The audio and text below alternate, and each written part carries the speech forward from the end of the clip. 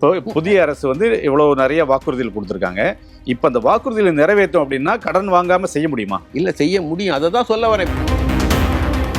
RBI report எடுத்து பார்த்தேன். இந்த ஃபிஸ்கல் டெபிசிட், இந்த டெட்டோட இதெல்லாம் போட்டு நமக்கு மேலே உள்ள மாநிலங்கள் அதிகமாக இருக்குது. இப்போ குஜராத்துக்கும் நமக்கும் ஒப்பிட்டு பாருங்க. மனித வளர்ச்சியில் குஜராத் எங்கே இருக்குது, நம்ம எங்கே இருக்கோம்? இது ஏதோ தமிழ்நாடு ஏதோ ஒரு அயர்லாண்டு மாதிரி தனி ஒரு மாநிலம் மாதிரி அந்த மகாராஷ்டிரா குஜராத்தை கம்பேர் பண்ணுறதை தவிர்த்து மற்றபடி ஏதோ தனியாக நம்ம இருக்கிற மாதிரி ஒரு ஹாஸ்பிட்டல் கட்டுறது வந்து முதலீட்டு செலவு. அங்கே நர்ஸும் டாக்டரும் இல்லைன்னா அது ரெவென்யூ எக்ஸ்பெண்டிச்சர். அது வந்து வேஸ்ட்ஃபுல் எக்ஸ்பெண்டிச்சர்னு எப்படி சொல்லுவீங்க? இப்போ 64%னா அது நீங்கள் அப்பாயின்மெண்ட் போய் போட மாட்டீங்களா? இப்போ ஆசிரியர்கள், மருத்துவர்கள், டிஎன்பிசியில் ரெக்ரூட்மெண்ட்டை நிறுத்திடுவீங்களா? ப்ரெஸ் கான்ஃபரன்ஸ்லேயே வந்து ஃபைனான்ஸ் செக்ரட்டரி வந்து சித்திக் வந்து தெளிவாக அதை சொன்னார். நம்ம இதெல்லாம் வந்து வித்தின் த லிமிட்ஸ் தான் இருக்குது. அதாவது அன்றாட செலவினங்களுக்கே கடன் வாங்குற நிலைமை தான் இருக்குன்னு சொல்லி அவரும் சொன்னார். அன்னைக்கு இந்த நிதியமைச்சர் அதான் சொன்னார். ஆமாம், ஆனால் ஒன்றியம் கூட வளரல, மற்ற எந்த மாநிலமும் வளரலையே. இப்போ மகாராஷ்டிரா இதில் ஒப்பிட்டு இருக்காங்களே, அந்த மாநிலங்கள் டபுள் டிஜிட்டில் வளர்ந்துருக்கா? இந்த கவர்மெண்ட்டுக்கு வந்து நம்ம வளர்ச்சியை பற்றி ஒயிட் பேப்பரில் சொல்லலை, நித்தி ஆயோக்ல போய் பேசுகிறீங்க. உருவாக்கும் மண் எஸ்என்எஸ், வெற்றியின் மண் எஸ்என்எஸ். SNS institutions, Kovai. விகடநேயர்களுக்கு வணக்கம். மாநில திட்டக்குழுவின் முன்னாள் உறுப்பினரும் பொருளாதார பேராசிரியருமான ஜோதி சிவஞானம் அவர்களுடன் ஒரு சிறப்பு நேர்காணல். வணக்கம் சார். வணக்கம். புதிய அரசு வெள்ளை அறிக்கை வெளியிட்டிருக்காங்க தமிழக அரசோட நிதி நிலைமையை பற்றி. அதாவது குறிப்பாக கடந்த 5 ஆண்டு கால நிதி நிலைமையை பற்றியான ஒரு வெள்ளை அறிக்கை இது. முதலமைச்சர் இப்போ விஜய் அவர்கள் பதவியேற்ற உடனே அதை சொன்னார், நிதி நிலைமை சரியில்லை, நாங்கள் வெள்ளை அறிக்கை வெளியிடுவோம் அப்படின்லாம் சொன்னார். அப்போ நீங்கள் உட்பட எல்லாம் என்ன சொன்னீங்க அப்படின்னா, இல்லை கடந்த திமுக ஆட்சியில் கடைசியாக தாக்கல் செய்யப்பட்ட அந்த பட்ஜெட்டில் எல்லா டீட்டெயிலும் இருக்குது, எல்லா டேட்டாஸும் அதிலே இருக்குது, இதில் ஒன்றும் புதுசாக சொல்கிறதுக்கு ஒன்றும் இல்லைன்னு சொல்லி சொன்னீங்க. ஆனால் இப்போ இந்த வெள்ளை அறிக்கை வந்த பிறகு திரு நிதியமைச்சர் மரிய வில்சன் அந்த வெள்ளை அறிக்கை தாக்கல் செய்த பிறகு இது அந்த நிதி நிலைமையை பற்றியான ஒரு விவாதங்கள் ஒரு பரந்த அளவில் நடக்குது. மக்கள் இது என்ன அப்படின்னு சொல்லி பார்க்குறாங்க. இது ஒரு ஆரோக்கியமான விஷயமா பார்க்குறீங்களா? இல்லை, ஆரோக்கியமான விஷயந்தாங்க. இப்போ நீங்கள் சொன்ன மாதிரி அது வந்து எல்லாமே வந்து பட்ஜெட்லேயும் மற்ற ஆவணங்கள்லையும் இருக்கக்கூடிய விஷயங்கள் தான். இவங்க முன்னாடி வந்து ஆரம்பிக்கும் போது என்ன நடந்திருக்குன்னே தெரியல, எவ்வளோ கடன் வாங்கியிருக்காங்க, என்ன எதுக்கு செலவு பண்ணியிருக்காங்கன்னு தெரியல அப்படிங்கிற மாதிரி உள்ளே போய் பார்த்தா தான் தெரியும் அப்படிங்கிற மாதிரியும் நிதியமைச்சர் என்ன சொல்கிறாரு, இது ரிப்போர்ட்டு என்ன சொல்லுது, ஒயிட் பேப்பர் என்ன சொல்லுது, இது எல்லாமே வந்து பொதுவாக அவைலபிள் பப்ளிக் டொமைனில் உள்ள ஆவணங்கள்லேருந்து தான் எடுத்திருக்கோம். பட்ஜெட் டாக்குமெண்ட்ஸு, சிஏஜி, இந்த மற்ற ரிப்போர்ட்ஸ்லேருந்து தான் எடுத்திருக்கோம் அப்படின்னு சொல்கிறாங்க. இது அன்னைக்கும் அவைலபிளாக தான் இருந்தது இல்லைங்களா? இது அத்தனையும் அன்னைக்கும் பட்ஜெட்ல இருந்து பிப்ரவரி இப்போ பட்ஜெட் ப்ரெசென்ட் பண்ணாருங்களே, அது இடைக்கால பட்ஜெட் நிதியமைச்சர் ப்ரெசென்ட் பண்ணார். அன்னையிலேருந்து அது பிப்ரவரியில் தாக்கல் பண்ணது. ஆமாம், பிப்ரவரி. ஆமாம், அதுலேருந்தே இது வந்து இருக்குது. ஏன்னா அவங்க முழு பட்ஜெட் பண்ண முடியாதுங்கிறதுனால தான் வந்து இடைக்கால. ஸோ அதே விவரங்கள் தான் வந்து இப்போ. ஸோ கூடுதல் எந்த விவரங்களும் இல்லை. பட் அதை கட்டமைக்கிற விதம் வந்து வித்தியாசமாக இருக்குது. உதாரணமாக வந்து அதை வந்து ஒரு அரசியல் கண்ணோட்டத்தோடு தான் அதை கட்டமைக்கிறாங்க. அது வந்து நிதியை வந்து அதுக்கு தெரியா பார்க்கணுங்கிறத விட, ஏன்னா இது முதல் முறை இல்லை. இப்போ கடனை சொல்கிறாங்க, கடன் வந்து 2 மடங்கு ஆயிடுச்சு, 10 லட்சம் கோடி கடன். அது இல்லாமல் பொதுத்துறை நிறுவனங்களோட கடனையும் வந்து இதில் சேர்த்துக்கிறாங்க. இப்போ பொதுத்துறை நிறுவனங்கள் கடனை சேர்க்கும் போது கடனை மட்டும் சேர்த்து அவங்க அசெட்ஸ் லையபிலிட்டியை சேர்க்காம அது வெளியே இருக்குல்ல. அடுத்தது அதனுடைய நோக்கம் வந்து லாப நோக்கம் இல்லை, மக்களுக்கு வந்து இது பண்ணுறது.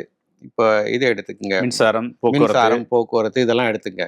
இப்போ பெண்களுக்கு அந்த இது இப்போ இலவச பயணத்தை ரத்து செஞ்சால் உங்களுக்கு லாபம் கிடைக்கும். பட் அதை செய்ய முடியுமா? அது நலன் சார்ந்த விஷயம், மக்கள் நலனுக்காக செய்யக்கூடிய திட்டங்கள் இதில். அந்த பொதுத்துறை நிறுவனங்களோட கடன் இதில் சேர்த்துருக்கூடாது. ஆமாம், கடனை சேர்த்துக்கிறாங்க. கடனை எப்பயும் சேர்க்கும்போது நம்ம எதோட சேர்ப்போம், அதனுடைய அசெட்ஸ், சொத்தும் இருக்கும். சொத்தையும் கடனையும் தான் ஒப்பிடுவோம், வருவாய் செலவை ஒப்பிடுவோம். வருவாய் செலவு சொத்தெல்லாம் வெளியே இருக்கு, கடனை மட்டும் நான் இதில் சேர்த்து காட்டுறாங்க. ஸோ அது ஒரு சரியான அணுகுமுறை. கடனை வந்து பூதாகரப்படுத்துறது. ஆமாம், இவங்க முதல் முறை இதை பண்ணல. வந்து ஏற்கனவே வந்து அண்ணாமலை இருக்கிறப்போ சொன்னார், எடப்பாடி பழனிசாமி எதிர்கட்சி தலைவர் அவரு சொன்னார், பிரதமர் இங்கே பிரச்சாரத்துக்கு வரும்போது சொன்னாங்க, பியூஷ் கோயல் வந்தப்போ சொன்னாங்க. திரும்ப எல்லாருமே என்ன சொல்கிறாங்க, கடன் வந்து 2 மடங்கு ஆயிடுச்சுங்கிறாங்க. அதே தான் இந்த வெள்ளை அறிக்கையும் சொல்லுது.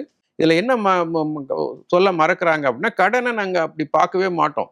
கடனை வந்து பொருளாதாரத்தோட இணைத்து தான் பார்க்கணும். இல்ல இவங்க சொல்றது சார், இப்ப அதாவது 2 மடங்கு ஆயிடுச்சுன்னு சொல்றாங்கல்ல. 2021 திமுக அரசு வரும்போது 5 லட்சம் கோடியா இருந்தது. இப்போ 10 லட்சம் கோடி ஆயிருக்கு. 2 மடங்கு ஆயிருக்கு. அதுல இன்னொன்னு குறிப்பா என்ன பாக்குறதுன்னா, கடந்த 60 ஆண்டுகள்ல 5 லட்சம் கோடி தான் வாங்கியிருக்கோம். ஆனா இப்போ 5 ஆண்டுகள்ல 5 லட்சம் கோடி வாங்கியிருக்கோம். கடனை வந்து திரும்ப திரும்ப இவங்க வந்து கண்ணோட்டத்துக்கு இப்போ அதுக்குன்னு சட்டம் இருக்குது. மாநில அரசும் சரி, ஒன்றிய அரசும் எவ்வளோ கடன் வாங்கலாங்கிறது நம்ம சட்டம் இயற்றிருக்கோம். அந்த சட்டத்தின்படி அது இருக்கான்னு தானே பார்க்கணும். அந்த சட்டம் எப்படி இதை பார்க்குது? ரூபாயில் எவ்வளோ இருக்குன்னு நான் சொல்லுது அந்த சட்டம்? அது மாதிரி சொல்லவே இல்லை. அந்த சட்டம் என்ன சொல்லுது? உங்கள் பொருளாதாரம், ஒட்டுமொத்த பொருளாதாரம் எவ்வளோ, அதில் எவ்வளோ அளவு நீங்கள் கடன் வாங்கலான்னு தான் சொல்லுது. ஏன்னா உங்கள் பொருளாதாரம் வந்து வளர்ந்துக்கிட்டே இருக்குது, மாறிக்கிட்டே இருக்குது. ஒன்று, ரூபாயின் மதிப்பும் வந்து நிலையானது இல்லை. அதனால உங்கள் கடன்கிறது வந்து உங்கள் பொருளாதாரத்தில் ஒட்டுமொத்த வருமானத்தில் 3% இருக்கலான்னு தான் சொல்லுது. அது இருக்கா இல்லையான்னு தானே பார்க்கணும். அந்த சட்டம் இயற்றினவங்க இவங்க எல்லாம், இப்போ நான் சொன்னவங்க, இதை விவாதிக்கிறவங்க எல்லாருமே வந்து இந்த சட்டத்தை இயற்றினவங்க. அவங்களே வந்து அதை வந்து அரசியல் மேடையில் வந்து அது வந்து 2 மடங்கு ஆயிடுச்சு 2 மடங்கு ஆயிடுச்சுன்னா, இப்போ வந்து இது வந்து இப்போ 5 லட்சம் கோடி நீங்கள் சொல்கிறப்ப இருந்தப்போ 5 வருடத்துக்கு முன்னாடி நம்ம பொருளாதாரத்தோட அளவு வந்து சைஸ் வந்து ஜிஎஸ்டிபின்னு சொல்லுவோம், நம்ம வருமானம். அது வந்து 20 லட்சம் கோடி ரூபாய். இன்னைக்கு வந்து அது 40 லட்சம் கோடி ரூபாய். அப்போ என்ன, அந்த 20 லட்சம் கோடி ரூபாயில் அந்த 5 லட்சம் கோடி ரூபாய் வந்து எவ்வளோன்னு பார்க்கணும், 1/4 பங்கு. இன்னைக்கு கிட்டத்தட்ட அது 28%, அன்னைக்கு 28%, இன்னைக்கு 28% தான் இருக்குது. ஸோ கிட்டத்தட்ட 1/4 பங்கு தான் இருக்குது, அது மாறல. ஏன்னா கடன் ஏன் அதிகமாயிருக்குன்னா உங்கள் பொருளாதாரத்தின் அளவு வந்து அதிகமாயிருக்கு, அதில் நீங்கள் இவ்வளோ சதவீதம் வாங்கலான்னு இருக்குது. அடுத்தது கடனை விட முக்கியமான விஷயம் அந்த ஆண்டுக்கு வாங்கக்கூடிய பற்றாக்குறை, ஃபிஸ்கல் டெபிசிட் சொல்ல, நிதி பற்றாக்குறை. அந்த நிதி பற்றாக்குறை ஒவ்வொரு ஆண்டும் வாங்குறதெல்லாம் சேர்த்து தான் இந்த கடன் அளவு வருது, ஒட்டுமொத்த கடன் அளவு வருது. நிதி வந்து ஒவ்வொரு ஆண்டும் எவ்வளோ வாங்கலான்னு வந்து நிதிக்குழு தீர்மானிக்குது இந்த சட்டத்தின்படி. அந்த நிதிக்குழு தீர்மானிச்சதை அமல்படுத்த வேண்டியது நிதியமைச்சரும் ஆர்பிஐயும் சேர்ந்து இது பண்ணுறாங்க. ஒரு சதவீதம் கூட நீங்கள் ₹1 கூட கூடுதலாக கடன் வாங்கிட முடியாது இந்த சட்டத்தை தாண்டி. கேரளா சுப்ரீம் கோர்ட்டுக்கு போனாங்க. எதுக்கு தெரியுங்களா? கொஞ்சம் கூடுதலாக கடன் வாங்கியிருக்க, அவங்க தான் கட்ட போகிறாங்க. கடன் வாங்கி அவங்க மக்களுக்கு தான் செய்ய போகிறாங்க, கட்டுமானங்களுக்கு பயன்படுத்த போகிறாங்க, திருப்பி செலுத்த போகிறது அவங்க தான், வட்டியை அவங்க தான் செலுத்த போகிறாங்க. அந்த அளவுக்கு அந்த சட்டம் வந்து கடுமையாக இருக்குது. கூடுதலாக நீங்கள் வாங்க முடியாது. அப்படி இருக்கிறப்போ இதை வந்து அப்சல்யூட் நம்பரில் சொல்கிறது, இப்போ கடன் அப்படியே தான் இருக்குது. அடுத்தது வந்து இப்போ வந்து இந்த இது வந்து இந்த கடன் வந்து நமக்கு மட்டும்தான் இருக்கா? இவங்க வந்து ஒரு 3 மாநிலங்கள் எடுத்து, மகாராஷ்டிரா, இந்த வெள்ளை அறிக்கையில் செர்ரி பிக்கிங்னு சொல்லுவோம். சரி, உங்களுக்கு வசதியான இது. இப்போ நான் அந்த ஆர்பிஐ ரிப்போர்ட் எடுத்து பார்த்தேன். இந்த ஃபிஸ்கல் டெபிசிட், இந்த டெட்டோட இதெல்லாம் போட்டு நமக்கு மேலே உள்ள மாநிலங்கள் அதிகமாக இருக்குது. பஞ்சாப் இதெல்லாம் வந்து ரொம்ப அதிகமாக இருக்குது. அதெல்லாம் விட்டுட்டு நமக்கு கீழே இருக்கிற ஒரு 2-3 மாநிலங்களை மட்டும் எடுத்து ஒப்பிடுறாங்க. இப்போ நாங்கள் மாநிலங்களை ஒப்பிடும்போது ஒன்றிய அரசோட ஒப்பிடணும், இல்லை எல்லா மாநிலங்களோட ஆவரேஜ் எடுத்து ஒப்பிடணும். எல்லா மாநிலங்களோட ஆவரேஜ் எடுத்து ஒப்பிடும்போது நம்மளது வந்து குறைவாக இருக்குது. அனைத்து மாநிலங்களுக்கும் சேர்த்து இந்த ஆண்டுக்கு வாங்குற கடன் வந்து கிட்டத்தட்ட 3.3% கடந்த ஆண்டுகள் அதிகமாயிருக்குன்னு சொல்லி ஆர்பிஐ ரிப்போர்ட் சொல்லுது. அதே மாதிரி இப்போ சிஏஜி ரிப்போர்ட் 2-3 நாளைக்கு முன்னாடி வெளியிட்டாங்க. 28 மாநிலங்களில் 18 மாநிலங்கள் இந்த கடன் அளவை வந்து பிரீச் பண்ணிட்டாங்க, தாண்டிட்டாங்க அப்படின்னு சொல்லுது. ஸோ இப்போ இதுக்கெல்லாம் காரணம் என்னன்னு சொல்லும்போது, நாங்கள்லாம் 10 வருஷமாக சொல்லிட்டு இருக்கோம், மாநிலங்களுக்கு ஒன்றிய அரசுலேருந்து வர வேண்டிய நிதி பகிர்வு வந்து குறைஞ்சிக்கிட்டே இருக்குது. அது ஆர்பிஐ ரிப்போர்ட்டே ரெகக்னைஸ் பண்ணியிருக்கு. இந்த டெபிசிட் வந்து 3% அண்மை ஆண்டுகளில், கடந்த 3-4 ஆண்டுகளில் வந்து இது 3லேருந்து 3.3 ஆயிருக்குது எல்லா மாநிலங்களுக்கும் சேர்த்து. நம்மளது 3% இருக்குது. அனைத்து மாநிலங்களுடைய ஃபிஸ்கல் டெபிசிட், ஆண்டுக்கான பற்றாக்குறை, அதெல்லாம் சேர்ந்து தான் கடன். அது வந்து 3.3% இந்தியா முழுக்க இருக்குது. நம்மளது அதுக்கும் குறைவாக தான் இருக்குது, 3% தான் இருக்குது. இப்போ அதில் வந்து நமக்கும் கீழே உள்ள ஒரு 3 மாநிலத்தை எடுத்து நீங்கள் வந்து ஒப்பிட்டு பார்த்துட்டு, அடுத்து அது மாதிரி அவங்களோட வளர்ச்சி பாருங்க. இப்போ அவங்க சமூக நலனுக்கு என்ன பண்ணாங்க, இந்த கடனை வாங்கி எதுக்கு செலவு பண்ணுறாங்க, அந்த கேள்வியெல்லாம் இருக்குது. அதை இப்போ குறிப்பாக குஜராத்தை வந்து ஒப்பிடுறாங்க. குஜராத்தில் வந்து நிதி ஒழுங்கும் பொருளாதாரமும் தமிழ்நாட்டோட சிறப்பாக இருக்குது அப்படின்னு சொல்லி. ரைட். அதன் பலன் என்ன அவங்களுக்கு கிடைச்சிருக்குது? இப்போ நாங்கள் வந்து பப்ளிக் ஃபைனான்ஸ்னு சொல்லுவோம், அரசு நிதியை வந்து வெறும் நீங்கள் வந்து வருவாய், செலவு, கடன், பற்றாக்குறை இதோட சுருக்கிட முடியாது, இந்த அளவில் மட்டும் பார்க்க முடியாது. இது எல்லாமே நாங்கள் இன்ஸ்ட்ருமெண்ட்ஸ்னு சொல்லுவோம், பாலிசி இன்ஸ்ட்ருமெண்ட்ஸ். இந்த இன்ஸ்ட்ருமெண்ட்ஸை பயன்படுத்தி என்ன நோக்கத்துக்கு நீங்க வந்து உங்க கொள்கையை வடிவமைக்கிறீங்க? அதனோட நோக்கம் என்ன? பொருளாதார வளர்ச்சி வேணும், சமூக வளர்ச்சி வேணும், மக்கள் நலன் வேணும். ஸோ இதெல்லாம் வந்து நீங்க டெலிவர் பண்ணிருக்கீங்களான்னு பார்க்கணும். வெறும் வருவாயும் கடனும் மட்டும் தான் பப்ளிக் ஃபைனான்ஸுங்கிறது கிடையாது. அரசு நிதிங்கிறது வந்து இந்த வருவாய் செலவு பற்றாக்குறை மட்டும் கிடையாது. அதனால மக்களுக்கு வளர்ச்சிக்கு ஏற்பட்ட தாக்கம் என்ன, சமூக பொருளாதார வளர்ச்சி நடந்திருக்கா அப்படின்னு பார்க்கணும். அதுதான் ஒட்டுமொத்தமான பப்ளிக் ஃபைனான்ஸ். பப்ளிக் ஃபைனான்ஸுங்கிறது வெறும் இன்ஸ்ட்ருமெண்ட்ஸும் கிடையாது. அந்த இன்ஸ்ட்ருமெண்ட்ஸோட விளைவு, அவுட்கம், அதை பார்க்கணும். இப்போ குஜராத்துக்கும் நமக்கும் ஒப்பிட்டு பாருங்க. மனித வளர்ச்சியில் குஜராத் எங்க இருக்குது, நம்ம எங்க இருக்கோம்? மகாராஷ்டிரா சொல்றீங்க, பூனேயும் மும்பையும் விட்டா மகாராஷ்டிரா வந்து மற்ற ரீஜன்லாம் எங்க எவ்வளோ டிஸ்ட்ரெஸ், ரூரல் டிஸ்ட்ரெஸ் இருக்குன்னு தெரியுங்களா? அதை தமிழ்நாட்டோட எப்படி ஒப்பிட முடியும்? தமிழ்நாட்டில் உள்ள வளர்ச்சி என்ன? கல்வி, சுகாதாரம், பரந்துபட்ட அர்பனைசேஷன், எல்லா பேக்கேஜ்ஸும் டெவலப் ஆகுதுங்க இந்த தமிழ்நாட்டில். ஸோ அது மாதிரியா மகாராஷ்டிரா இருக்குது. அடுத்து மகாராஷ்டிரா ஃபுல்லி வந்து இப்போ அந்த ஃபைனான்ஸ் இந்த விஷயங்கள்லாம் அங்கே இருக்குது. ஸோ அதெல்லாம் இங்கே நம்மக்கிட்ட. ஸோ ஒன்று ஒப்பிட முடியாது. ஒப்பிடணும் அப்படின்னு சொல்ல ஒட்டுமொத்தமாக எல்லா மாநிலங்களோட ஆவரேஜ் எடுத்து ஒப்பிடணும். அப்படி பார்த்தா நம்ம வந்து ஃபார் பெட்டர். ஒன்று. ரெண்டாவது, இதை வந்து எதுக்கு செலவு பண்ணாங்கிற விவாதமே ஒயிட் பேப்பரில் வரலையே. இந்த வெள்ளை அறிக்கையில் இதுக்கு முன்னாடி 2001 ஜெயலலிதா அவர்கள் அந்த ஆட்சியில் ஒரு வெள்ளை அறிக்கை வெளியிட்டாங்க. 2021 திமுக அரசு. இது வந்து 3வது வெள்ளை அறிக்கை. இந்த வெள்ளை அறிக்கையில் ப்ளஸ் என்ன மைனஸ் என்ன பார்க்குறீங்க? பொதுவாக அவங்களுடைய கருத்து என்ன? இல்லைங்க, அதான் சொல்கிறேன். இந்த வெள்ளை அறிக்கையோட அணுகுமுறை தப்புங்கிற அடிப்படையில் இதில் வந்து 2 முக்கியமான வந்து அணுகுமுறையில் நாங்கள் தவறாப்படுது. ஒன்று வந்து இந்த வெள்ளை அறிக்கை இது ஏதோ தமிழ்நாடு ஏதோ ஒரு அயர்லாண்டு மாதிரி தனி ஒரு மாநிலம் மாதிரி அந்த மகாராஷ்டிரா குஜராத்தை கம்பேர் பண்ணுறதை தவிர்த்து மற்றபடி ஏதோ தனியாக நம்ம இருக்கிற மாதிரி ஒரு கண்ணோட்டத்தில் அதை அணுகிறாங்க. நம்ம ஒரு கூட்டாட்சி முறையில் இருக்கோம், ஒரு ஃபெடரல் சிஸ்டத்தில் இருக்கோம். நம்மளுடைய நிதி மொத்தமும் வந்து இந்த சிஸ்டத்துக்குள்ளே தான் ஒர்க் பண்ணுது. இதில் வந்து ஒன்றிய அரசை நம்ம சார்ந்திருக்கோம். அதாவது ஒன்றிய அரசுக்கிட்ட வந்து 3/2 பங்கு வருவாய் அவங்கள்ட்ட தான் இருக்குது. நம்ம 3/2 பங்கு மாநிலங்கள் செலவு பண்ணுது. ஸோ இந்த ஏற்றத்தாழ்வு இருக்குல்ல, இது வந்து அதிகமாக இருக்குது தமிழ்நாட்டுக்கு. இது அண்மை 10 ஆண்டுகளில் இது வந்து இந்த மாநிலங்களுக்கு வந்து ஒன்றியத்திலிருந்து வர வேண்டிய நிதி வந்து ரொம்ப குறைஞ்சிருக்குது. ஆர்பிஐ ரிப்போர்ட்டே அதை சொல்லுது. அந்த டைமென்ஷனே கொண்டு வரலையே இதில். இல்லை, இது வந்து ஒரு நிதித்துறை செயலாளர் தான் வந்து தயாரிச்சிருப்பாங்க. அதிகாரிகள் தான் அந்த அறிக்கையை தயார் பண்ணியிருப்பாங்க. அவங்களுக்கு இந்த ஃபேக்ட் எல்லாமே தெரியுமே. நல்லா தெரியுங்க, அதுதான் சொல்ல வரேன். நல்லா தெரியும். அதில் ஜஸ்ட் மென்ஷன் பண்ணியிருக்கிறாங்க. மென்ஷன் பண்ணிட்டு, ஆனால் நம்ம நிதி சிக்கலுக்கு வந்து காரணம் அதுங்கிறத வந்து அண்டர்லைன் பண்ணும்ல. இப்போ நம்ம நிதி சிக்கலுக்கு வந்து காரணம் வந்து நம்ம மாநிலம் தாங்கிற மாதிரி சொல்கிறாங்க. இப்போ நான் சொன்ன புள்ளி விவரங்கள் ஒட்டுமொத்தமாக எல்லா மாநிலங்களுமே வந்து இந்த ஒன்றிய அரசினுடைய நிதி பகிர்வு குறைவுனால பாதிக்கப்பட்டிருக்கு. ஸோ எல்லாருடைய டெபிசிட்டும் வந்து 3.3% உயர்ந்திருக்கு. அதற்கு காரணம் வந்து கிராண்ட்ஸ் எல்லாம் குறைஞ்சிருக்குன்னு ஆர்பிஐ ரிப்போர்ட் சொல்லுது. உங்க ரிப்போர்ட் ஏன் சொல்லக்கூடாது? உங்க வெள்ளை அறிக்கை சொல்லணும்ல. இங்க பாருங்க, இப்போ சொல்ற என்னென்ன காரணங்களால குறைஞ்சிருக்குன்னு. ஜிஎஸ்டி வந்து நம்ம ஓன் டாக்ஸ் ரெவென்யூன்னு இந்த வெள்ளை அறிக்கையில் சொல்லப்படுது. ஜிஎஸ்டி ஓன் டாக்ஸ் ரெவென்யூவா? நான் அதனுடைய வரி விகிதத்தை மாற்ற முடியுமா? அதனுடைய ஸ்ட்ரக்சரை மாற்ற முடியுமா? இப்போ அண்மையில் குறைச்சிட்டாங்க. அது வந்து நம்ம மாநிலங்களை கேட்டுட்டு குறைச்சாங்களா? மாநிலங்கள் ஒத்துக்குமா குறைக்கிறதுக்கு? அதனுடைய விளைவு வந்து நமக்கு வரி வருவாய் குறையுது இல்லையா? அதை வந்து கணக்கில் எடுக்கிறாங்களா? காம்பன்சேஷன் கொடுப்பான்னு சொன்னாங்க. 10 வருடத்துக்கு வந்து ஜிஎஸ்டியை வந்து மாநிலங்கள் ஒத்துக்கலை. அது அறிவிக்கிறதுக்கு முன்னாடி 10 வருடமாக மாநிலங்கள் அதை எதிர்த்துட்டு வந்தாங்க. ஏன்னா வரி குறையும் அப்படிங்கிறதுனால. கடைசியாக ஒத்துக்கிட்டாங்க. என்ன காரணத்தினால ஒத்துக்கிட்டாங்கன்னா, ஒன்றிய அரசு குறையும் தான். அப்படி குறைஞ்சதுன்னா நாங்கள் வந்து அந்த இழப்பீடு கொடுக்குறோம். கடந்த 5 ஆண்டுகளில் ஜிஎஸ்டிக்குள்ளே என்னென்ன வரியை நம்ம கொண்டு போய் கொடுத்தோமோ அந்த வரியெல்லாம் சென்ற 5 ஆண்டுகளில், ஜிஎஸ்டி வரதுக்கு முன்னாடி 5 ஆண்டுகளில் அதனுடைய வளர்ச்சி விகிதம் 14% இருந்தது. அதே 14% வளர்ச்சி விகிதம் இல்லை அப்படின்னா நாங்கள் அதை இழப்பீடு செய்வோம். எவ்வளோ குறையுதோ அதை இழப்பீடு 5 வருஷத்துக்கு பண்ணாங்க. அதுக்கப்புறம் பண்ணல. இன்னைக்கு அது 14% இல்லை. அந்த வளர்ச்சி விகிதம் 10% கீழே இருக்குது. 6% கூட இருக்குது. இங்கே பாருங்க. அப்படி இருக்கும்போது அதனால இப்போ நம்ம பாதிக்கப்படுறோம். அது நம்ம ஓன் டாக்ஸ் ரெவென்யூல காட்டுறோம். That is not our own tax. ஏன் வரியை நான் மாற்றி அமைக்க முடியாது? ஜிஎஸ்டி கவுன்சிலில் வந்து இதை வந்து இழப்பீட்டை வந்து நீட்டிக்கணும்னு சொல்கிற அஜெண்டா கூட மாநிலங்களால் கொண்டு வர முடியல. ஏன்னா பிஜேபி ஸ்டேட்ஸ் வந்து ரூல் நிறையா இருக்குங்கிறதுனால வந்து அவங்க மெஜாரிட்டி அவங்கள்ட்ட இருக்கிறதுனால நிதியமைச்சரே வந்து அதை தீர்மானிச்சிடுறாங்க. ஸோ அவங்க இதை மாற்றி அமைக்கிறதுக்கே விடுறதில்லை.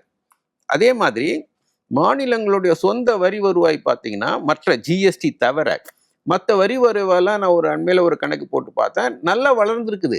தமிழ்நாடு தமிழ்நாடு 18% வளர்ந்துருக்குது. உங்க பொருளாதாரம் 14% வளர்ந்துருக்குங்க கடந்த 5 ஆண்டுகள்ல. கடன் 2% சொல்றீங்க. ஜிஎஸ்டிபி வருமானம் 2 மடங்கு உயர்ந்திருக்குது. வரி 2 மடங்கு உயர்ந்திருக்குது. நம்ம வசூல் பண்ற வரி 2 மடங்கு உயர்ந்திருக்கு. அதோட அதிகமா நம்ம சொந்த வரி வருவாய் அதை விட 18% வளர்ச்சி அடைஞ்சிருக்குது. பொருளாதாரம் 14%. ஒன்றிய அரசிலிருந்து வர வரி பகிர்வு வந்து 3%, 3.6% தான் உயர்ந்திருக்குது. அது இல்லாம கிராண்ட்ஸ் வந்து -6.5% குறைஞ்சிருக்கு இதே 5 ஆண்டுகளுக்கு. இப்ப இதெல்லாம் ஏன் வெள்ளை அறிக்கையில வரல? குறைஞ்சிருக்குன்னு சொல்லியிருக்காங்க. ஆனா அதுதான் இதற்கு காரணங்கிறத வந்து சொல்ல தயங்குறாங்க. ஸோ இப்போ அடுத்தது, இப்போ மாநிலங்கள் பொறுப்பாகாது. ஏன்னா இவ்வளவு செலவு பண்ணியிருக்காங்க. இப்போ செலவுல வந்து ஒரு கேள்வி கேட்குறாங்க. சேலரி, பென்ஷன், இன்ட்ரெஸ்ட் பேமெண்ட் புரிஞ்சிக்க முடியுது. சேலரியும் பென்ஷனும் வந்து கமிட்டட் எக்ஸ்பெண்டிச்சர், அது ஏதோ வந்து ஒரு வேஸ்ட்ஃபுல் எக்ஸ்பெண்டிச்சர் மாதிரி 3/2 பங்கு வந்து 64% சேலரி பென்ஷனுக்கே போயிடுது. இது யாருக்கு இந்த சேலரி பென்ஷன் கொடுக்குறோம்? அரசு ஊழியர்கள்ங்க, லட்சக்கணக்கால இருக்கிறவங்க. அரசு ஊழியர்கள், ஆசிரியர்கள், மருத்துவர்கள். இப்போ இவங்களுக்கு வந்து சேலரி கொடுக்காம நான் வந்து முதலீட்டு செலவை அதிகப்படுத்தணும்னு இந்த இதை வந்து ஆர்கியூ பண்ணுது, இந்த அறிக்கையை ஆர்கியூ பண்ணுது. இப்போ நீங்கள் ஒரு ஹாஸ்பிட்டல் கட்டிடுவீங்க, அங்கே டாக்டரை போடலைன்னா ஹாஸ்பிட்டல் கட்டுறது வந்து முதலீட்டு செலவு. அங்கே நர்ஸும் டாக்டரும் இல்லைன்னா அது ரெவென்யூ எக்ஸ்பெண்டிச்சர். அது வந்து வேஸ்ட்ஃபுல் எக்ஸ்பெண்டிச்சர் எப்படி சொல்லுவீங்க? இப்போ பள்ளிக்கூடம் கட்டுவீங்க, ஆசிரியர்கள் இல்லைன்னா அங்கே யார் பாடம் நடத்துறது? ஸோ இந்த கேபிட்டல் எக்ஸ்பெண்டிச்சர், ரெவென்யூ இந்த விவாதம் 60களிலே வந்ததுங்க. ஒன்றிய அரசு வந்து கேபிட்டல் எக்ஸ்பெண்டிச்சர் தான் செலவு பண்ணணும்னு சொல்லி அவங்க கட்டாயத்தை மாநிலங்கள் மேலேயும் திரிக்க முயற்சிச்சிருந்தாங்க. அதனால தான் காமராஜர் வந்து அவர் விருப்பப்பட்டபடி செய்ய முடியல. திமுக அரசு வந்து கலைஞர் வந்து அதெல்லாம் செஞ்சார். ஏன்னா இதெல்லாம் வந்து வேஸ்ட்ஃபுல் எக்ஸ்பெண்டிச்சர்னு. இப்போ வந்து இந்த அரசு வந்து இப்போ 60லிருந்து 64% இந்த கமிட்டட் எக்ஸ்பெண்டிச்சர் உயர்ந்திருக்கு அப்படிங்கிறாங்க. Salary, pension.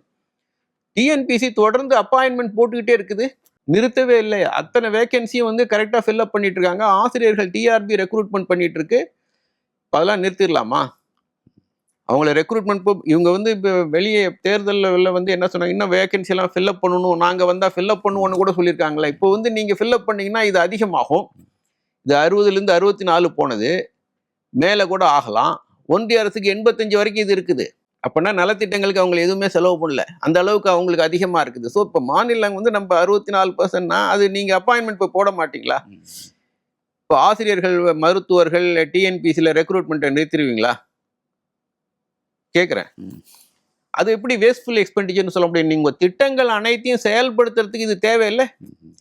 அரசு ஊழியர்களும் ஆசிரியர்கள் தானே திட்டங்களை செயல்படுத்துறாங்க. ஸோ இந்த ஸ்டாஃப் இங்கே நல்லா இருக்கிறதுனால தான் இங்கே நிர்வாகம் நல்லா இருக்குங்கிறோம். திட்டங்கள் நம்ம நல்லா செயல்படுத்துறோங்கிறதுக்கு அடிப்படையே வந்து இதுதான். அப்போ அதில் வந்து அதை எப்படி வேஸ்ட்ஃபுல் எக்ஸ்பெண்டிச்சர்னு இது வந்து ஒரு ஆர்குமெண்ட் இதில் வைக்கிறாங்க. அதாவது முன்னாள் நிதியமைச்சர் திரு தங்கம் தென்னரசு அவர் நிறைய விளக்கங்கள், நிறைய கேள்விகள், விமர்சனங்கள் வச்சிருக்காரு. அதில் வந்து புதிய அரசோட இயலாமையை மறைக்கிறதுக்காக இந்த வெள்ளை அறிக்கைன்னு சொல்றாரு. இப்ப நீங்க சொல்ற பாயிண்ட் தான் சொல்றாரு. இப்ப இல்ல அது ஒரு முக்கியமான பாயிண்ட்டுங்க. அதாவது வந்து நம்ம வந்து தேர்தல் அறிக்கையில வந்து நாங்க கிட்டத்தட்ட 1 லட்சம் கோடி ரூபாய் குறைந்தபட்சம் மேஜர் ஸ்கீம்ஸ் அவங்க அறிவித்திருக்கிறதுல மேஜரான பெரும்பாலான ஸ்கீம்ஸ் கிட்டத்தட்ட 1 லட்சம் கோடி ரூபான்னு ஹிந்துல வந்து ரிப்போர்ட் பண்ணியிருந்தாங்க நியூஸ் பேப்பர்ல. வச்சுக்குவோம், 1 லட்சம் கோடி ரூபாய் எங்கேருந்து வரும்? 4.5 லட்சம் கோடி ரூபாய் பட்ஜெட்டு. இப்போ இவங்க போட்டுக்கிறது ஒரு இந்த விவாதம் ஹெல்த்தி தான். நீங்கள் சொன்ன அளவுக்கு வந்து இப்போ இது வந்து ஒரு விவாதத்துக்கு வந்திருக்கு. ரெவென்யூ எக்ஸ்பெண்டிச்சரை சுட்டி காட்டுறாங்க, அவசியம்தான், நல்ல விஷயம்தான். கடன் அதிகமாக இல்லை, கடனும் இதுவும் வந்து அதிகமாக இருக்குங்கிறது வந்து தவறான இது. ஏன்னா அது மாதிரி அதிகமாக ஆக்க முடியாது. இப்போ ப்ரெஸ் கான்ஃபரன்ஸ்லேயே வந்து ஃபைனான்ஸ் செக்ரட்டரி வந்து சித்திக் வந்து தெளிவாக அதை சொன்னாருங்க. நம்ம இதெல்லாம் வந்து வித்தின் த லிமிட்ஸ் தான் இருக்குது, மேலே வாங்க கூட முடியாதுங்கிறத வந்து அவர் வந்து ஒத்துக்கிட்டாரு. ஆனா விவாதம் எந்த அளவுக்கு போகுது அப்படின்னா, இப்போ 100 ரூபாய் அப்படின்னு எடுத்துக்கிட்டா அதுல 87 ரூபாய் வந்து கடனுக்கான அந்த வட்டி திருப்பி செலுத்துறதுக்குமே போகுது. சேலரிக்கும் பென்ஷனுக்கும் 64% போகுதுன்னா அப்புறம் வேற எங்கிருந்து 87% வரும்? அதிலே தான் அர்த்தம் இருக்கா? சேலரிக்கும் பென்ஷனுக்கும் இன்ட்ரெஸ்ட்டுக்குமே வந்து 64 ரூபாய் போகுது அப்படின்னா வேற எங்கிருந்து 87 ரூபாய் எங்கிருந்து வருது? ஸோ அதெல்லாம் வந்து நம்ம வந்து சமூக நல திட்டங்களுக்குங்க. இப்போ இந்த கேள்விக்கு வருவோம், எதுக்கு செலவு பண்ணாங்க அப்படின்னு கேட்குறாங்க. இப்போ இந்த 5 ஆண்டும் வந்து திமுக அரசு வந்து எப்படி இந்த பிரச்சனையை கையாண்டாங்க? கிட்டத்தட்ட இதே வெள்ளை அறிக்கை வந்து 21ல வெளியிட்டாங்க. பிடிஆர் கிட்டத்தட்ட இதே மாதிரி தான். எந்த இதுவும் வந்து செலவு பண்ண முடியாத ஒரு சேலஞ்சு தான் ஆமா, அன்னைக்கு அதாவது அன்றாட செலவினங்களுக்கே கடன் வாங்குற நிலைமை தான் இருக்குன்னு சொல்லி அவரும் சொன்னாரு. அன்னைக்கும் செஞ்சாங்க. இந்த நிதியமைச்சர் அதான் சொன்னாரு. ஆமா. ஆனா அதை தாண்டி எப்படி இவ்வளோ செஞ்சாங்க? மகளிர் உரிமை தொகை, காலை உணவு திட்டம், இலவச பேருந்து, இந்த ரெக்ரூட்மெண்ட்ஸு இவ்வளவும் எப்படி செஞ்சாங்க? அந்த 5 லட்சம் கோடி அந்த கடன் அறிக்கையில எந்த குழுவும் இல்லை, இதை பற்றிய விவாதமே இல்லை. அதுல இதைத்தான் நான் சொல்ல வரேன். ஃபைனான்ஸுக்கும் பொருளாதாரத்துக்கும் வந்து ரெண்டையும் ஒன்னா தான் பார்க்கணும். ஃபைனான்ஸ் வந்து இன்ஸ்ட்ருமெண்ட்ஸ், அதனுடைய நோக்கம் வந்து வளர்ச்சி, பொருளாதார வளர்ச்சியை வந்து அதிகப்படுத்தினாங்க. கிட்டத்தட்ட இன்னைக்கு இருக்கிற மாதிரி தான் அன்னைக்கு வந்து ஒரு சூழல் இருந்து, அதனால அதை வந்து குறை சொல்லிட்டு அவங்க சும்மா இல்லை. ஸோ பொருளாதாரத்தை வளர்த்து எடுக்கிறதுக்கான முயற்சிகளில் தீவிரமாக இறங்கினாங்க. தனியார் முதலீட்டை அதிகமாக கொண்டு வந்தாங்க. அதை பற்றிலாம் எந்த விவாதமும் இதில் இல்லை. தனியார் முதலீட்டை ஈற்று வளர்ச்சி விகிதத்தை அதிகப்படுத்தினாங்க. இப்போ இந்த வளர்ச்சி விகிதம் டபுள் டிஜிட்ல எப்படி வந்தது? உங்கள் நிதி சிக்கல்னா இரட்டை இலக்கத்தில் எப்படி? தமிழக பொருளாதாரம் தானே இரட்டை இலக்கத்தில் வர்றதுக்கு ஒன்றியம் கூட வளரல, மற்ற எந்த மாநிலமும் வளரலையே. இப்போ மகாராஷ்டிரா இதில் ஒப்பிட்டு இருக்காங்களே, அந்த மாநிலங்கள் டபுள் டிஜிட்டில் வளர்ந்துருக்கா? அவங்களுடைய சோஷியல் செக்டார் குறியீடுகள்லாம் எப்படி இருக்குது நம்மளை ஒப்பிடும்போது? பெண்கள் வந்து இங்கே அதிகமாக வேலைக்கு போகிறாங்க, பெண்கள் அதிகமாக படிச்சிருக்காங்க, அங்கே அது மாதிரி இருக்கா? ஸோ இந்த வளர்ச்சி விகிதத்தை, பொருளாதாரத்தோட வளர்ச்சி விகிதத்தை அதிகப்படுத்தி 2 மடங்கு ஆக்கியிருக்காங்க. அன்னைக்கு 20 லட்சம் கோடி ரூபாய் இருந்த ஜிஎஸ்டிபியை இன்னைக்கு 40 லட்சம் கோடி ரூபாய் ஆக்கியிருக்காங்க. ஸோ உங்க வரியை உயர்த்தாமையே, உங்க வரி வருவாயை எந்த வரி வருவாயும் உயர்த்தாம, ஏற்கனவே நம்ம சொந்த வரி வருவாயெல்லாம் அதிகமாக உயர்ந்திருக்கு. ஒன்று, சொந்த வரி வருவாயின்னு சொல்லக்கூடிய ஜிஎஸ்டி, அதுக்கு நம்ம எந்த சொந்தமும் இல்லை, கலெக்ட் பண்ணுறதை தவிர அதில் நீங்கள் ரேட்டை மாற்ற முடியாதுன்னா உங்களுக்கு என்ன, அது சொந்த வரி வருவாய் கிடையாது, அது கவுன்சிலில் தான் மாற்றணும். அதுதான் குறைஞ்சிருக்குது. மாநிலங்கள்லேருந்து வர்றது குறைஞ்சிருக்குது. இந்த சூழலில் கூட நம்ம வரி வருவாய் வந்து 2 மடங்கு உயர்ந்திருக்குன்னா ஓன் டேக்ஸ் ரெவென்யூ, பொருளாதாரம் வளர்ந்ததுனால அந்த ரேட்டை அதிகப்படுத்தாமையே எக்ஸிஸ்டிங் ரேட்லேயே உங்கள் பொருளாதாரம் 2 மடங்கு ஆகும்போது உங்கள் வரியும் 2 மடங்கு ஆயிருக்குது. ஸோ இதன் மூலியமாக தான் இந்த செலவு பண்ணாங்க. அன்னைக்கு உள்ள சூழலே இருந்திருந்தால் இதை செஞ்சிருக்க முடியாது. ஸோ ஒரே லாஜிக் வந்து ஃபோக்கஸ் ஆன் தி எக்கானமியை வளர்த்து எடுத்து அந்த வளர்ச்சி விகிதம் 2 மடங்கு ஆகும்போது ஆட்டோமேட்டிக்காக உங்கள் வருவாய் 2 மடங்கு ஆயிருக்குது. ஸோ அதுதான் வந்து அது சக்ஸஸ்ஃபுல் ஸ்ட்ராட்டஜி. ஸோ இந்த லிமிட்டேஷன்ஸில் இதெல்லாம் செஞ்சாங்க. அதெல்லாம் இந்த அரசு செய்யணும். மாநில அரசு நான் செய்கிறாங்கிறாங்க. கல்வி உதவிக்கு ஹிந்தி படித்தாதான் அந்த கல்வி திட்டத்துக்கு உதவி பண்ணுவோம் அப்படிங்கிறாங்க. நாங்கள் பண்ணிக்கிறோன்னு செஞ்சுட்டு இருக்கோம். அந்த செலவு நிறுத்தலை. இவ்வளோ சிரமங்களையும் எல்லா செலவையும் செய்கிறாங்க. ஸோ சமூக நலத்துறைகளுக்கு வந்து 40%, அதையும் அறிக்கை குறிப்பிடுது. பென்ஷன், சேலரி இதெல்லாம் வந்து வேஸ்ட்ஃபுல்னு சொல்கிறாங்களே, இன்னொரு விதத்தில் பொருளாதாரத்தை பொறுத்த வரைக்கும் அத்தனையும் செலவு பண்ணுறாங்க. அவங்கெல்லாம் வந்து டிமாண்டை கிரியேட் பண்ணுவாங்க. அந்த சேலரி டிபர்சன்ஸ். ஆமாம், எல்லாருமே அந்த டிமாண்ட் இல்லைன்னு தானே த்ரூ அவுட் இந்தியா இன்னைக்கு பிரச்சனை. பொருளாதாரம் பின்னுக்கு போகிறதுக்கு வந்து காரணம் தனியார்கள் முதலீடு செய்யலை, ஏன் டிமாண்ட் இல்லைங்கிறாங்க. ஸோ அங்கே அரசு வந்து இந்த அளவுக்கு வந்து அரசு ஊழியர்கள்லாம் அங்கே அப்பாயின்மெண்ட் பண்ணல, ஸ்கூலில் வந்து ரெக்ரூட்மெண்ட் பண்ணல. ஸோ இது வந்து ஒரு பொருளாதாரங்கிறது வந்து நீங்கள் ஒன்றை தனியாக பார்க்கக்கூடாது. அது வந்து ஒன்றோட பிணைஞ்சிருக்குது, ஜென்ரல் ஈக்குலிபிரியம்னு சொல்லுவோம். ஸோ ஒன்று வந்து இன்னொன்று அதை அஃபெக்ட் பண்ணும். ஸோ நம்ம பொருளாதாரத்தை வளர்த்து எடுத்ததன் விளைவாக வந்து அரசுக்கு வரி வருவாய் அதிகமாகுது, செலவு பண்ண முடிஞ்சுது. செலவு வந்து இன்னும் வந்து அதை என்கரேஜ் பண்ணுது இந்த வளர்ச்சியை. நீங்கள் இப்போ செலவை குறைச்சிட்டிங்கன்னா அது உங்களுக்கு பொருளாதார வளர்ச்சி கொடுத்துருமா? கடன் தான், இவ்வளவு கடன், 10 லட்சம் கோடி கடன் அப்படின்னு. ஆனால் முன்னாள் நிதியமைச்சர் திரு தங்கம் தென்னரசு சொல்கிறாரு, கடன் வாங்காமல் இவ்வளோ செய்ய முடியாது. இப்போ புதிய அரசு, தாவேக அரசோட அடுத்த 5 ஆண்டுகளில் இந்த 10 லட்சம் கோடின்றது 20 லட்சம் கோடியாக வந்து உயரும் அப்படின்னு சொல்கிறாரு. இல்லைங்க, நான் கேட்கறது கடன் வந்து கட்டுக்குள்ள இருக்கான்னு தான் பார்க்க. இங்கே பாருங்க, அதை தாண்டி வாங்க முடியாது. இல்லை, அப்படி இருக்கும்போது அந்த கட்டுக்குள்ள இருந்தாலே அது வந்து பிரச்சனை இல்லைங்க. அது இப்போ இந்த சட்டம் ஏற்றும் போது எதுக்கு 3% உங்க சைஸ் ஆஃப் தி எக்கானமிலன்னு வச்சாங்க? உங்க சைஸ் ஆஃப் தி எக்கானமி வந்து 100 ரூபாய்னா அதுல 3 ரூபாய் கடன் வாங்கலாங்கிறது சட்டம். கடன் வந்து 100 ரூபாயில 3% தான்.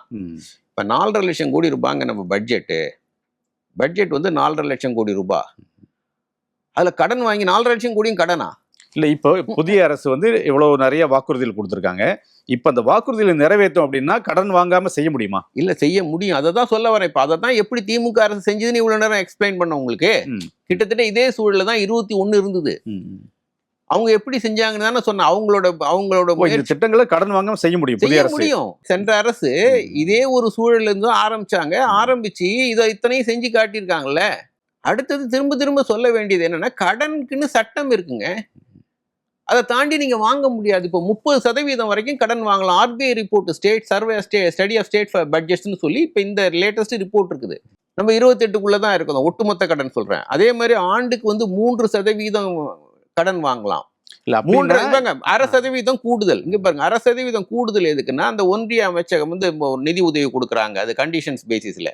ஸோ அந்த கண்டிஷனை ஒத்துக்கிட்டு நீங்க வந்து பண்றதா இருந்தா இன்னும் 3% வரைக்கும் நீங்க வாங்கலாம். நம்மளது 3% இருக்கு. இது சட்டம். இதுக்குள்ள இருந்ததுன்னா எந்த பிரச்சனையும் இல்லை, நீங்க நிம்மதியா தூங்கலாம். இது எதுவுமே இல்லாம இங்க பாருங்க, இந்த சட்டத்தை ரெஃபரன்ஸுக்கே கொண்டு வராம அப்சல்யூட் நம்பர்ல எடுத்துக்கிட்டு ஐயோன்னு கத்துறது இருக்க. இங்க பாருங்க, இது அர்த்தப்பற்றதுங்கிறேன். இது அத்தனை பேரும் அரசியல் நோக்கத்துக்கு செய்யறாங்க. அண்ணாமலையில இருந்து எடப்பாடியில இருந்து இன்னைக்கு இந்த வெள்ளை அறிக்கை வரைக்கும் இது அரசியல். அவங்க எதிர்க்கட்சியில இருக்கிறவங்க பாஜக அவங்க சொல்லுவாங்க. இல்லைங்க, இப்ப ஃபைனான்ஸ் செக்ரட்டரி பிரஸ் மீட்ல சொல்றாருல, it is well within the limit, அதை தாண்டி வாங்க முடியாது அப்படின்னு 2 வார்த்தை சொன்னாரு. இங்க பாருங்க, இவங்க வந்து இந்த கடன் இவ்வளவு இருக்கு அப்படின்னு பூதாகரப்படுத்த வேண்டியது இல்லையே நான் கேட்கறேன். அதுதான் அரசியல்னு சொல்ல வரேன். அது வந்து அரசியல்னு சொல்றேன். இப்ப ஃபைனான்ஸ் செக்ரட்டரி வந்து பிரஸ் மீட்ல சொல்றாரு, கடன் வந்து வெள்ளைக்குள்ளதான் இருக்குது, அதை தாண்டியும் வாங்க முடியாதுங்கிறது சொல்றாரு. இன்னொன்னு சொல்றாங்க, லீக்கேஜ் கரப்ஷன்ங்கிறாங்க. என்ன லீக்கேஜ்? வரி வருவாய். ஜிஎஸ்டியில நீங்க என்ன லீக்கேஜ் சொல்லுவீங்க? நம்மள்ட்ட உள்ள வரி வருவாயில மேஜர் காம்பனண்ட் ஜிஎஸ்டி. இப்ப நீங்க ஒரு பில் வாங்குறீங்க, ஏதாவது பொருள் வாங்கினீங்கன்னா அதுல 50% ஜிஎஸ்டி வந்து பாதி அங்க ஒன்றிய அரசுக்கு அக்கௌண்ட் சிஜிஎஸ்டியில போகும், பாதி எஸ்ஜிஎஸ்டியில போகும். இதுல என்ன லீக்கேஜ்? ஜிஎஸ்டி இன்னும் நிறைய ரிஃபார்ம் பண்ண வேண்டியது இருக்குது, அதெல்லாம் தனி. பொதுவாக லீக்கேஜ்னா இந்த ரிப்போர்ட்ல ஏதாவது ஒரு ஆதாரம் இருக்குதா? என்ன லீக்கேஜ்? இன்னொன்று இவங்களுக்கு தெரியாம இல்லை. இன்னொரு விஷயம் வந்து இப்போ வந்து இந்த கவர்மெண்ட்டுக்கு வந்து நம்ம வளர்ச்சியை பத்தி ஒயிட் பேப்பர்ல சொல்லல, நித்தி ஆயோக்ல போய் பேசுறீங்க. நித்தி ஆயோக்ல போய் பேசுனீங்களே டபுள் டிஜிட் growthன்னு இல்லையா? அது இந்திய பொருளாதாரத்துக்கு நம்ம பங்களிப்பு எவ்வளவு தூரம் இருக்குங்கிறதெல்லாம் வந்து அங்க போய் பேசுறீங்களே, ஒயிட் பேப்பர்ல அதை சொல்லணும்ல. இந்த புதிய அரசு என்ன செய்யணும் அப்படின்றத சொல்லுங்க. இல்லைங்க, அதான் நான் திரும்ப சொல்றேன். சென்ற அரசு செஞ்சதை வந்து அவங்க செஞ்சது வந்து பொருளாதார வளர்ச்சியை அதிகப்படுத்துறதுக்கு முயற்சி பண்ணாங்க. அதை தான் செய்யணும். அது வந்து மேஜர். அடுத்தது வந்து இப்போ இந்த செலவினங்களை வந்து சமூகத்துறை செலவினங்களை அவங்க செஞ்சதெல்லாம் வந்து செய்யறதுக்கு முயற்சி பண்ணணும். சென்ற அரசு செஞ்சதை எதையும் குறைச்சிடக்கூடாது, அதை செஞ்சுட்டு வரணும். ஒன்றிய அரசு கிட்ட ஃபைட் பண்ணணும். ரொம்ப முக்கியம். கருத்துக்களுக்கு மிக்க நன்றி. வெற்றியாளரை விதைக்கும் மண் எஸ்என்எஸ், வெற்றியாளரை உருவாக்கும் மண் எஸ்என்எஸ், வெற்றியின் மண் எஸ்என்எஸ். SNS institutions, Kovai.